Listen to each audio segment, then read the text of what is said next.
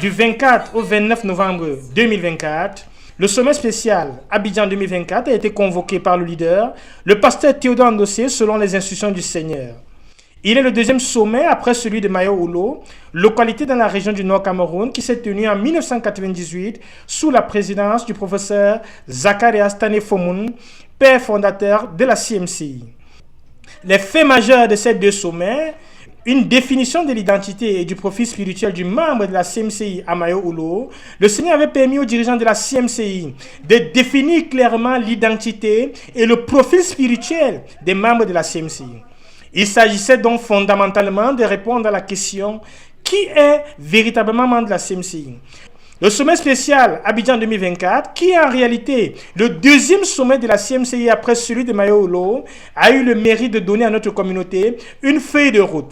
Selon les propos du leader mondial tenus à l'occasion de la présentation des résolutions des travaux de synthèse par le pasteur Boniface Meignier, envoyé par les membres du sommet, le sommet spécial d'Abidjan nous a donné une feuille de route, un cadre dans lequel Dieu peut bénir ceux qui obéissent dans la CMCI, comme il peut aussi châtier ceux qui sont déloyaux. Le sommet spécial d'Abidjan 2024 a sauvé l'œuvre du frère Zach, c'est-à-dire notre ministère, de l'anarchie. Nous allons comme ça vous énumérer les déclarations du sommet de Mayo-Oulo. 1.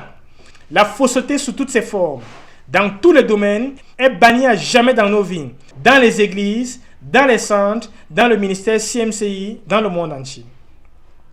2. La vie du moi est dorénavant bannie de nos vies pour toujours sous toutes ses manifestations. Nous sortirons de chaque situation morts. 3. Nous sacrifierons délibérément à l'autel tout ce que nous sommes, tout ce que nous serons, tout ce que nous aurons avant, tout ce que nous possédons, tout ce que nous posséderons pour le salut des âmes dans le monde. 4. Nous faisons de la recherche de notre Seigneur, de la trouvaille de notre Seigneur, de la connaissance de notre Seigneur. Nous faisons de l'amour de notre Seigneur la priorité de notre vie et notre ministère. De ce fait, nous établissons une recherche junior de notre Seigneur de 3 jours de retraite pour les juniors, une recherche adulte de notre Seigneur de 7 jours de retraite fermée avec du pain et eau simplement. Étant persuadés qu'en nous séparant des hommes et que nous nous mettons à part pour lui, il nous donnera son aide d'une manière généreuse.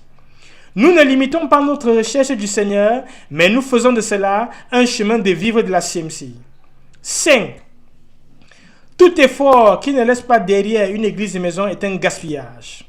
Toute activité, tout plan, toute finance engagée, tout ministère, toute librairie, toute production de traités, tout envoi de missionnaires, tout voyage d'un ministère, tous à la CMCI doivent avoir en vue l'implantation des églises. 6. Nous allons montrer l'amour de Dieu dans toute sa plénitude à toute personne sur la planète Terre sans regarder à sa tribu, à sa race, à sa religion, à sa nation. Nous nous faisons débiteurs de l'amour de Dieu vis-à-vis de tout être humain jusqu'à ce que Jésus revienne. Mayo-Oulo, le 9 août 1998. Nous allons comme ça écouter le témoignage de la sœur Renbaga à propos de la déclaration numéro 4 de Mayo-Oulo.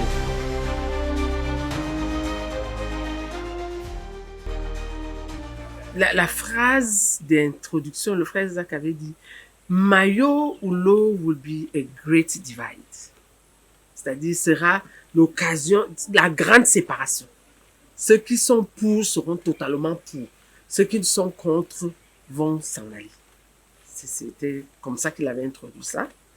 Bon, puis il a parlé de beaucoup de choses, l'implantation des églises, les dirigeants. Mais à la fin, on a fait ce qu'on appelait les déclarations. L'une des déclarations qui m'a le plus marqué, c'est de celle-là que je vais parler, et pas des autres, parce que bon, on avait dit que on élimine la fausseté, on élimine la vie du moi, on impose, établit le sacrifice, mais la déclaration qui m'a le plus marqué, c'était quand on a décidé que on fait du fait de chercher Dieu, de trouver Dieu, de connaître Dieu, d'aimer Dieu, les priorités de notre ministère.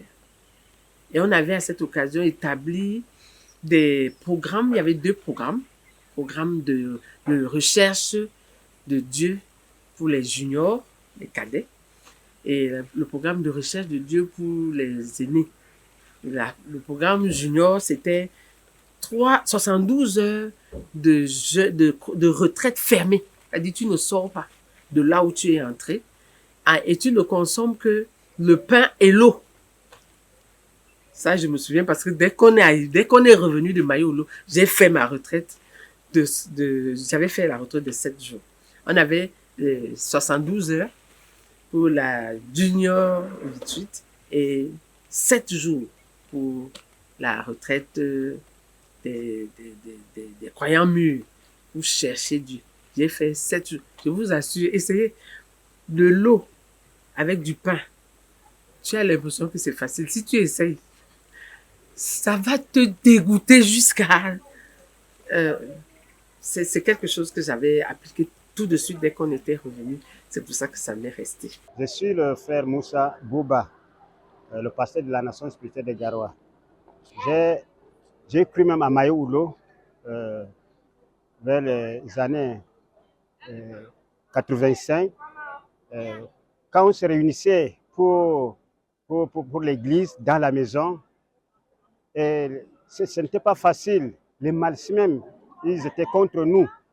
Et après cela, même le sous-préfet, il refusait. Mais vers les années 98, à la convention, Dieu a fait des miracles.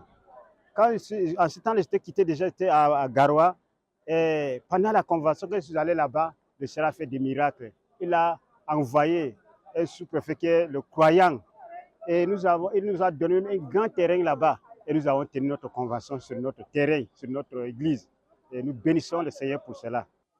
L'œuvre à Mayo Oulo, ce fut le 7 août 1998 par le frère Zach.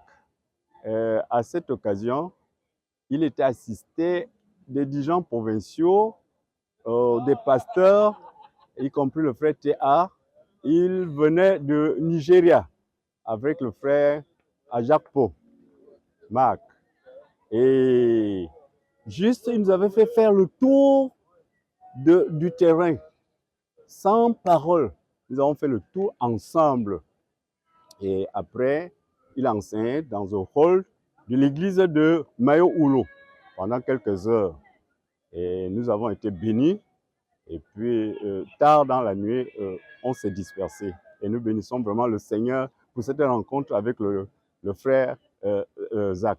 Après cette rencontre avec le frère Zach en août, il y a eu des bénédictions.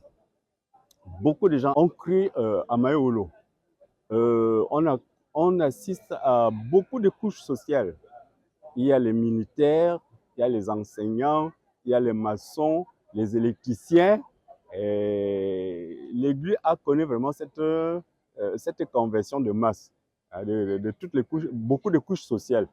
Et nous bénissons le Seigneur pour cela. Gloire à Dieu. Gloire à Dieu. Gloire à Dieu.